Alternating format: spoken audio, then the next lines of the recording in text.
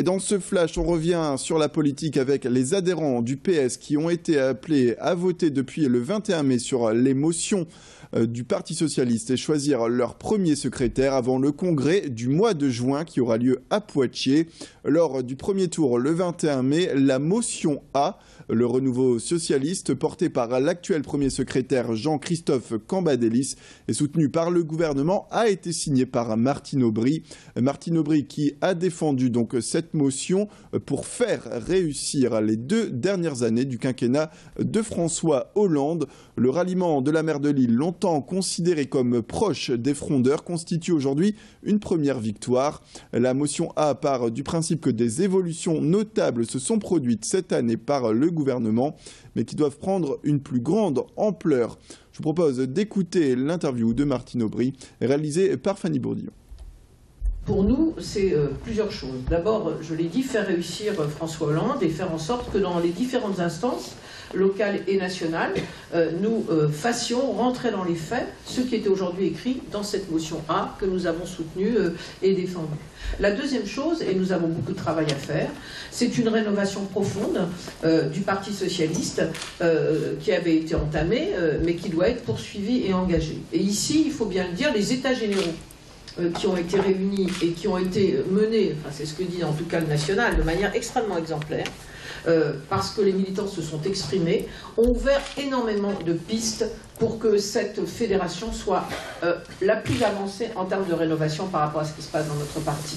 Et place dans ce flash à un chantier pour favoriser l'artisanat à Lille.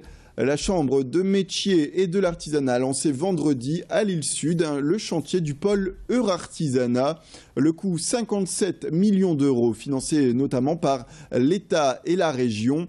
La région qui comptait en 2014 46 341 entreprises artisanales. Le pôle Eurartisanat s'étendra sur une parcelle de 4 hectares et se composera de 2 bâtiments. Il abritera l'université régionale des métiers, les services de la Chambre des métiers de l'artisanat et surtout, il constituera un centre d'accueil et de ressources pour le grand public, les jeunes et les chefs d'entreprise. Notre journaliste Rémi Pem est allé en savoir plus. Il était sur place pour découvrir ces nouveaux bâtiments à venir. C'est un superbe projet, je vais vous dire pourquoi. Aujourd'hui, on a besoin d'apporter l'apprentissage vraiment près des habitants, dans le milieu urbain. Il y a des problèmes de mobilité. Les jeunes ont des problèmes de mobilité. Vous voyez bien dans le quartier de Lille Sud. Aujourd'hui, on vient leur apporter la possibilité d'apprendre. Et apprendre un métier par l'apprentissage permet souvent d'avoir des CDD derrière, d'avoir des CDI derrière, à tout niveau. On peut aller du CAP jusqu'à l'ingénieur. Dans cette édition, la détresse de Natala Lindeza, une jeune maman lilloise aujourd'hui à la rue après l'incendie de sa maison. La jeune femme habitait depuis 3 ans dans un logement insalubre rue de l'Arbrisseau à Lille Sud avec ses 4 enfants.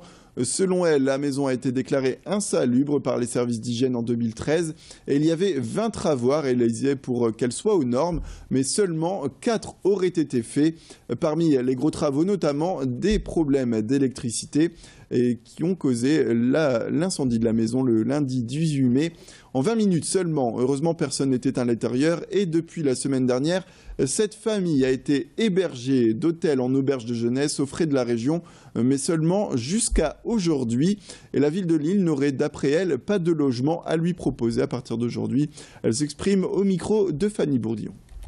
La maison était déclarée insalubre à titre avéré par les services d'hygiène en 2013.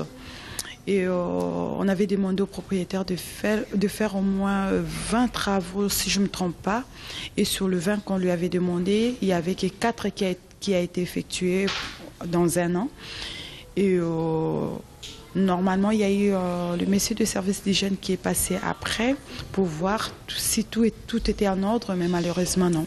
Place à la question du jour en partenariat avec la radio Métropolis. Et on parle de la fête des voisins, un rendez-vous annuel pour aller au-delà des simples bonjours et au revoir dans les couloirs ou les ascenseurs La fête se tiendra vendredi avec des apéros et des dîners prévus pour regrouper tout le monde. D'où notre question, avez-vous prévu de participer à la fête des voisins vendredi? N'hésitez pas à nous répondre sur notre page Facebook grandlille.tv, sans oublier le site pour valider donc les statistiques, la question du jour.net. Et donc dans cette édition, on revient avec le sport, avec le rugby et la demi-finale allée du championnat de Fédéral 1 où le LMR a battu samedi Nevers au Stadium Lille Métropole sur le score de 23-10. L'enjeu était de taille, le gagnant pourra accéder à la Pro D2. Le LMR rêve de ce championnat depuis 3 ans et il n'a jamais été aussi proche de son but. Pourtant, le Lille Métropole Rugby veut faire preuve de prudence à l'heure où il peut accéder à son rêve, puisque l'an dernier, les Lillois avaient battu Montauban 17-12 en demi-finale aller, avant de s'incliner 35-12 au retour. Notre journaliste Fanny Bourdillon a rencontré le capitaine à l'issue du match de samedi. Il s'exprimait sur cette victoire. On est globalement content. Alors voilà, on a gagné ce match, il fallait le gagner, on a 13 points d'avance. Donc voilà, c'est une satisfaction. Maintenant on sait que voilà, ça va être très dur là-bas. C'est vrai qu'on aurait préféré garder un essai supplémentaire et le point de bonus offensif qu'on perd en toute fin de match. Mais bon voilà, on a 13 points d'avance et on va tout faire pour aller faire un gros résultat à Nevers. On sait que ça va être très compliqué. Mais bon, on est plus que jamais motivés. On n'a jamais été aussi proche de la Pro D2, donc on va tout faire pour aller l'accrocher.